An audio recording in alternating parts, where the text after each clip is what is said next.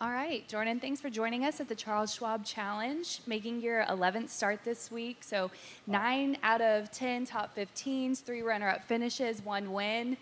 Currently, just trajecting in the right path. Like, what is it about this course that makes your game, fits your game?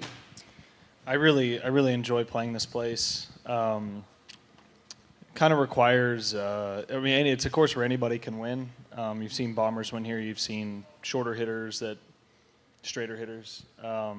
It's kind of, it can yield anything. You just have to hit a lot of shots. So, just because you hit the fairway doesn't mean you're in the right spot sometimes. On the shorter holes, you got to really position it at the right distance in the right section of the fairway, and then distance control is extremely important into the greens. So if you're not in the fairways, it's very difficult out of this Bermuda rough to get your distance control correct. And you normally get a couple pins on each green that are birdie holes that day and a couple pins that you have to have a really good number to be able to access. So it's a nice finishing stretch as well.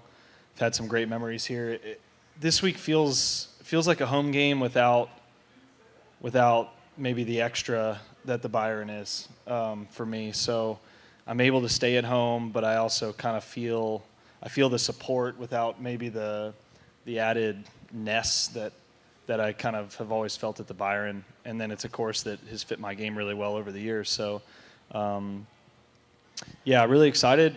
Game's been in a really good place this year, continuing on an upward trajectory, as you mentioned. And I had a little kind of halt for a couple weeks and didn't really have a lot of prep into last week, and it certainly showed my first couple rounds and some of the scoring stuff, some of the easier holes, some of the short game shots, and just matching line and speed. I had a lot of lip outs, a lot of people did, but it's just that little extra when you're playing a lot and maybe preparing a little bit better.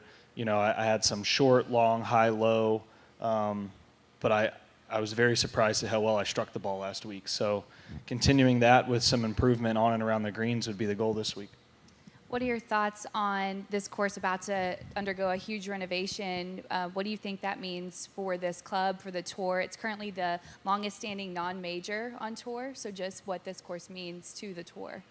Yeah, I was, Gil Hans was kind enough through my manager to send, a year and a half ago, the plans. Now I'm not sure how they've been updated since, but I always thought courses like this, Hilton had these classic courses that stand the test of time. It's like, what are you going to do to these places? I think that's kind of everyone's first response.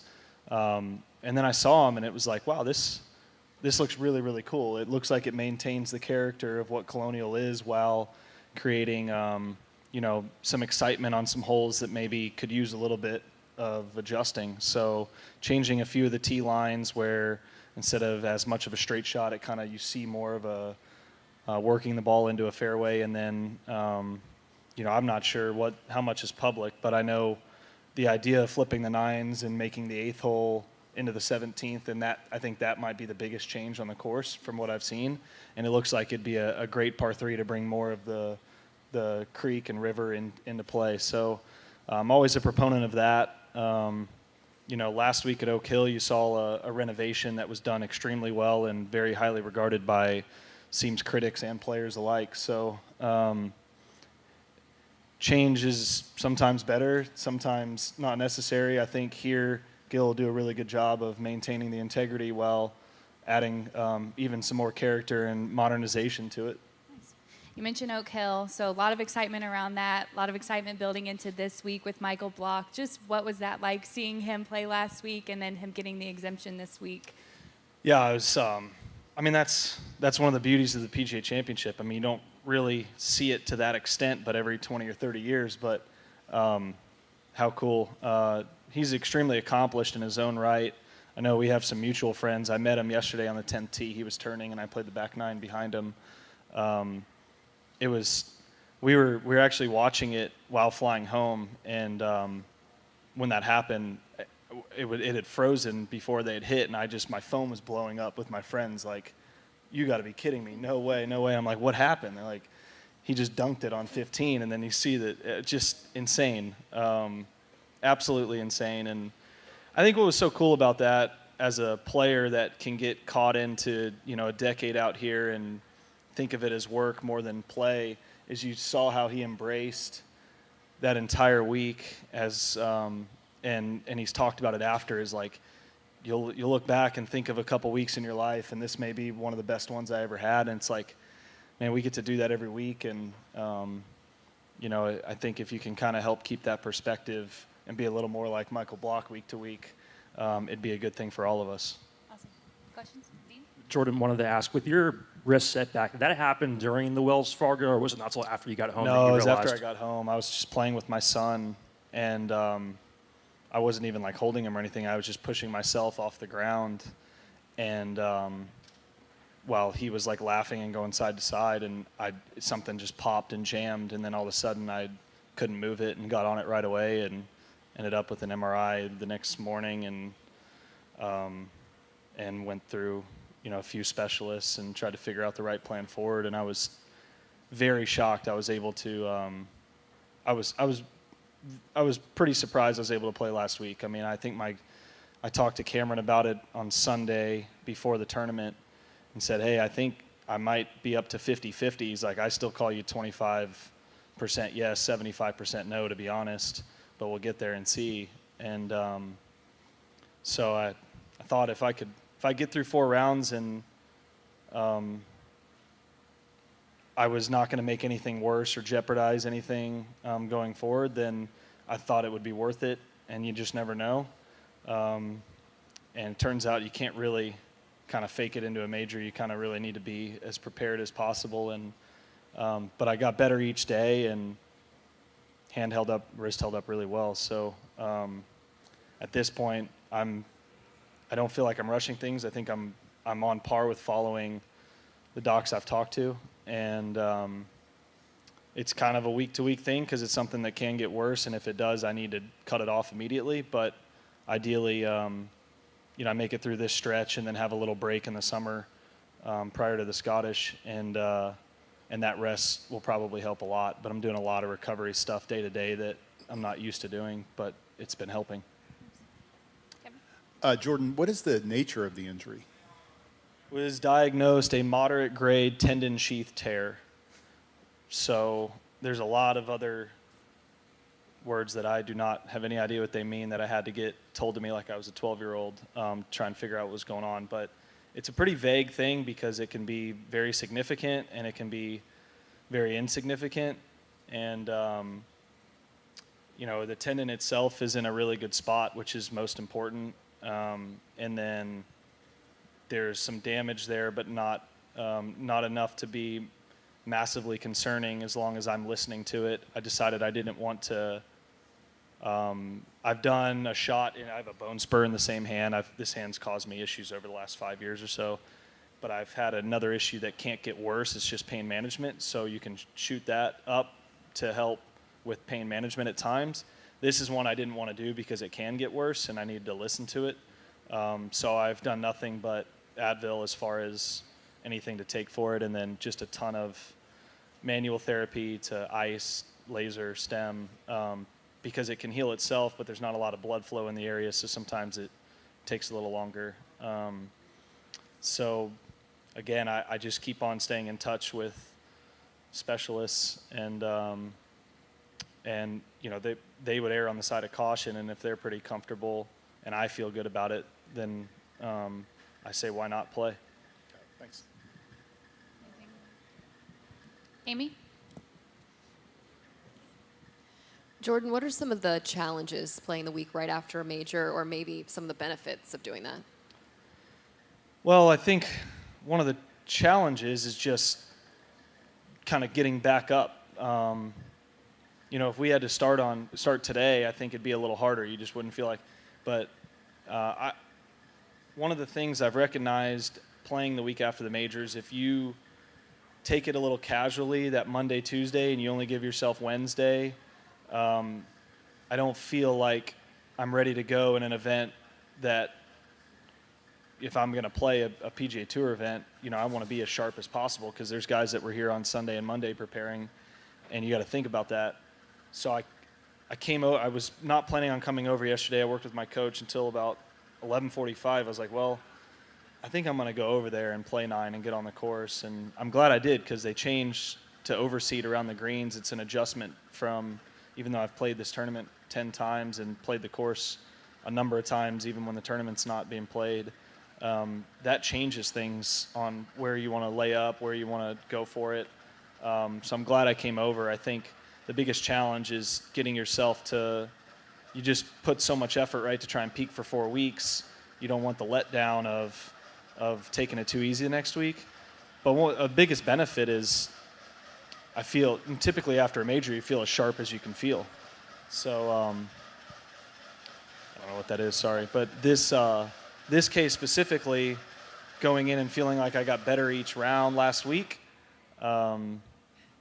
makes me pretty confident about continuing that trend this week. I would have loved for the PGA to be this week and Colonial the next week, just so I had that extra time to feel this way about last week. But, you know, it's in the past, and coming to a place where I can hopefully press on the gas pedal and kind of get back to where I felt like I was 3 or 4 weeks ago, which was on a really, really nice trend upwards as we head into, you know, a couple more majors. MK? Hey, Jordan, you talked about Michael Block and just being able to watch that ace and kind of being, I don't know, introduced to his story and his rise, you know, that he's on. And I'm just curious, how valuable do you think his story is as a reminder to viewers, to players in the current landscape of golf? A reminder for what exactly? Just the love of the game. Yeah. Just playing golf. Well, I think that's what I meant, I guess, when I was answering it before, was, you know, I mean, you just get kind of caught up in the week to week, and sometimes I've always talked about the most important thing for me is trying to remember that it's a game, and I want to be who I was when I was 14, 15 years old, getting better and falling in love with the game by shooting low scores, wanting to go out and practice and having fun, attacking pins. You know, if I'm 80 years old, I'm not going to remember when I laid it 30 feet left of a hole, which at times may be a better decision, but I also, if I played that way, I may have won another event or two, but I probably wouldn't have won 3 or 4 of them that I did. So I guess what I'm saying is he has no reason to play other than play the way he always is known, and I think there's something to be taken from that. But I think more importantly, it was just the way that his demeanor was on and off the course, the way he talked about it. You know, that's what I meant, and that we could all use a little Michael Block. Those of us that have been out here a long time and get caught up in the complaining route that I was told would happen my first few years, and I never thought it'd be me, and then I catch myself sometimes, and you know, just we got it pretty good. He said one of the coolest things was Michael Jordan reaching out to him and then him not really realizing it and having to scroll through his contacts, but that's when he said it was like surreal in a dream. You've been at this for a while. Is there anyone that had reached out to you pretty early on in your career where you were like, oh, this is real? Well, I guess after the Masters in 15, but I mean, I couldn't necessarily give you specifics, but my dad told Michael Jordan on the first tee of the Ryder Cup in 14 that he named me after him because he was his hero, so that was kind of cool. But that's, I mean, it's pretty neat. I mean, he's obviously a massive golf lover, built his own playground there at Grove 23, and I've been fortunate to play a couple rounds with him, and it's not surprising that he would do something like that. The little time I've spent around him, to reach out to Michael Block and tell him how much he enjoyed it. Yeah, nice. A couple more? Hey, Jordan, welcome back to Texas. Hope you thawed out by now. Yeah. Hey, other than the 4 weeks that y'all are all together, do you pay any attention to what's going on the Web Golf Tour? Yeah, here and there. I didn't. I asked DJ on Sunday when they're playing next, so I guess not that close of attention because I think they play this week. But I'm aware of who wins the tournament, but I don't know the team stuff. I don't necessarily know who's on whose team other than a couple different guys. I guess yes and no. Like I've got a decent idea of who wins the tournament because it's around, but I don't know a whole lot other than that, like where they're playing, when their schedule is, who's on whose team. I know how their format works and stuff, but that's about it.